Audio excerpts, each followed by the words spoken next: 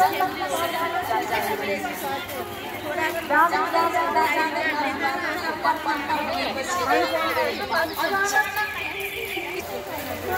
स्त्रीले कसरी यस्तो भयो भनेर लज्जित हुनुभयो। त्यही बेलामा नारदजी आइपुग्नुभयो।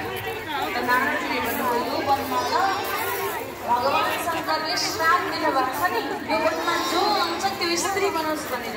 किनकि पहिले धेरै अगाडि शङ्करजी र माता पार्वती पीडा गरेर बस्नुभएको बेलामा ऋषिगणहरूको आगमन भएको छ। ऋषिगणहरूले यस्तो देख्नुभयो भनेर माता लज्जित हुनुभयो।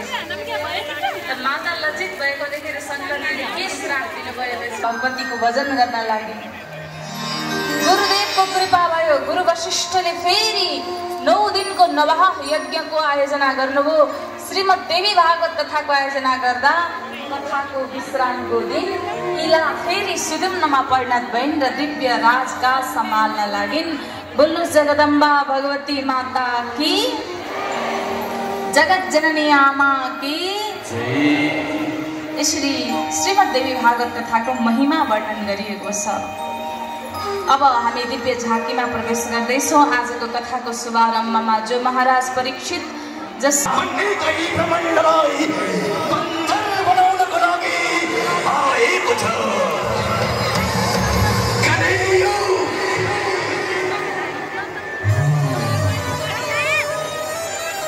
कुनै सन्तानले आफ्नो माता पितालाई भगवान सानो ठानेर पूजा गर्ने तयार, धर्मको उथुल पुथुल गर्ने छु म यहाँ।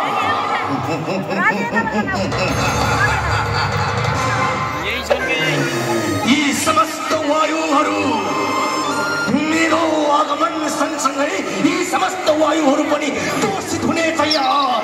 सबैको मनमा विकराल विषादीको भाव पैदा गर्ने छु यहाँ। किनकि यो भनेको अन्यायको, अधर्मको, अत्याचारको। मही खाऊ मही लगाऊ, सुगा से मुझ मस्ती मही गरौ, अरू सबै मरौ। दुर्जनको पल पलमा आवाज रुदन गराउने छु यहाँ। मेरा समस्त ब्रह्माण्डका भविष्यको सन्तानहरू, अब समय आएको छ, अब समय आएको छ। अब यो युगमा